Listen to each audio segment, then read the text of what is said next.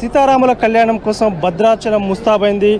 దేశంలో మరెక్కడా లేని విధంగా భద్రాచలంలో రామాలయంలో జరిగే సీతారాముల కళ్యాణానికి ఎంతో చారిత్రక విశిష్టత ఉంది. స్వామివారి కళ్యాణం కన్నులారా వీక్షించేందుకు వచ్చే భక్తజనంతో భద్రాచలం భక్తజన సంద్రంగా మారింది.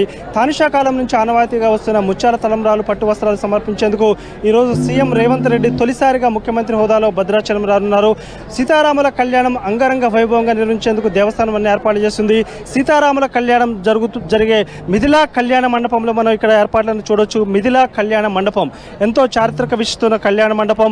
కళ్యాణ క్రతువు చూస్తే మొదట రామాలయంలో సీతారాములకు మూలమూర్తులకు కళ్యాణం నిర్వహించిన తర్వాత ఉత్సవమూర్తులను 10:30 గంటల సమయంలో మేళ తాళాల మధ్య ఈ కళ్యాణ మండపానికి తీసుకొచ్చి ఇక్కడ అంగరంగ వైభవంగా 10:30 నుంచి 12:30 వరకు 2 గంటల పాటు సీతారాముల కళ్యాణం అంగరంగ వైభవంగా నిర్వహిస్తారు. మన విజువల్స్లో చూస్తున్నాం.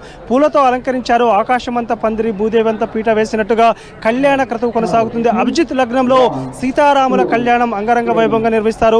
మనం చూస్తున్న మిథిలా కళ్యాణ మండపంలో ఇప్పటికే వేలాదిగా భక్తులు తరలి వచ్చారు. 26 సెక్టార్లలో ఎలాంటి ఇబ్బందులు లేకుండా మొత్తం బ్యారికేడింగ్ చేసి సీఎం వస్తున్న నేపథ్యంలో కూడా సెక్యూరిటీ అరేంజ్మెంట్స్ పెద్ద ఎత్తున చేశారు.